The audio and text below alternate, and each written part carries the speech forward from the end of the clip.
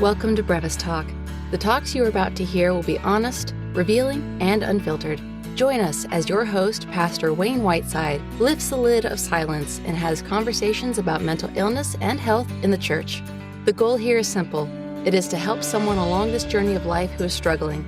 It is to tell the truth to the unsuspecting. And it is to lighten the load of a fellow traveler. This podcast is for informational purposes only and is not intended to serve as medical advice or to replace consultation with your physician or mental health professional. If you are experiencing a medical crisis, call 911 or go to the nearest emergency room. Now, here's your host, Pastor Wayne. Welcome to another Brevis Talk.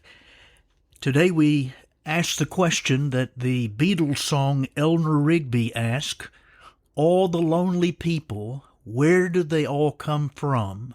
All the lonely people, where do they all come from? We are in a bit of what's called a friendship recession by the experts, these individuals who study this, and they tell us that as we are more connected in this world because of technology, we have become more alone, and loneliness is a real problem.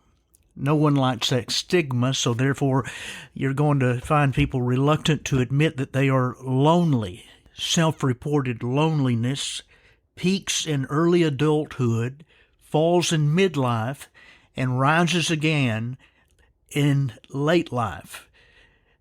A 2024 American Psychiatric Association survey found that 30% of Americans aged 18 to 34 said that they were lonely several times a week. A 2023 University of Michigan national poll on healthy aging found that 37% of adults aged 50 to 80 reported a lack of companionship over the years. Some have identified this loneliness problem as a uniquely male loneliness crisis. There's a study out. Julianne Holt Lundstad, a professor of psychology and neuroscience at Brigham Young University, has done extensive studies concerning loneliness. And one of her publicized findings, she likened a lack of social connectedness is the equivalent of smoking 15 cigarettes a day, plus alcohol consumption. It has a very negative effect on cardiovascular and brain health, has shown definite correlations to increased risk of depression. Studies for years have identified loneliness with increased anxiety, substance abuse disorder, depression, and suicidal ideation. Interesting enough, concerning loneliness and the study of happiness, it is found that people who interact with a variety of people, family members, best friends, co-workers, and even strangers, have the best mental health. Humans are social creatures. They were designed for interaction with one another. The English poet John Donne said, "No man is an island." We are to be the kind of friend that we would want to have, someone has suggested. I can tell you, as I have visited various penitentiaries over the years, 30-plus years, that I have seen firsthand the damage that solitary confinement can cause to mental health, the mental health of inmates. Solitary confinement, because we were created for fellowship and community. And much of that community begins with a relationship with God. Here are the words from an old hymn. I've seen the lightning flashing and heard the thunder roll. I felt sin's breakers dashing, which tried to conquer my soul. I've heard the voice of my Savior. He bid me still fight on. He promised never to leave me alone. So there is foremost, or beginning, that relationship that we are to have with God. And out of that relationship, we are to find ourselves friendly with other people. Don't ever underestimate the power in someone else's life of friendship, the power of a phone call, the power of a handwritten note, or the power of a visit. Support groups are very important. If you find yourself lonely, there are support groups for grief, for depression, for fighting addictions. I know there's one that's Christian-based. It's called Celebrate Recovery, and there are various other ones.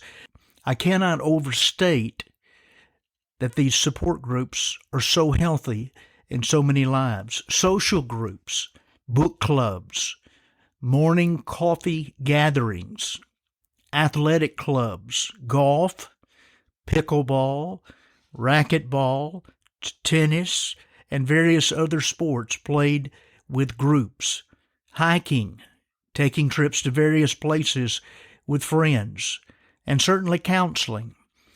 Consider counseling. And why consider counseling? Because it works. There is power in talk therapy. I've seen people do quite well with medications concerning their mental health, but quite often they are half-treated or not fully treated if they do not have talk therapy. I've seen so many people over the years who've been helped by talk therapy. Don't ever underestimate the power of conversation, the power of community, the power of speaking and baring your soul to a listening ear. There are trained people who are very articulate, very keen on helping individuals who are suffering mental health. Loneliness is an open door to a multitude of problems. We talk about an economic recession. Well, there is a friendship recession in our world today. First of all, be that kind of friend that you would want to have. And I do know that when the person gets depressed, they tend to be isolated and they tend to pull back, which is absolutely the worst thing that you can do. Find an accountability partner, someone who will gently and kindly hold you accountable. When they see you pulling back, they will make contact with you and not allow you to become an island. Very important. This talk about loneliness. Where are all the lonely people? Well, they're all around us each and every day. You can be in a crowd and be lonely. If you are a lonely person, please get help. Contact a support group. Contact your church fellowship. Contact a mental health counselor. Contact your pastor. Talk to your medical physician about getting into counseling. But please cry out if you are a lonely person. Please get help. And that concludes our broadcast today. Please don't forget to subscribe to the podcast through Apple Podcasts, Spotify, Google Podcasts, or wherever you get your podcasts. Plus, check us out at our Facebook page or at brevistalk.com and take a look at our blog. And remember, be kind. Always be kind.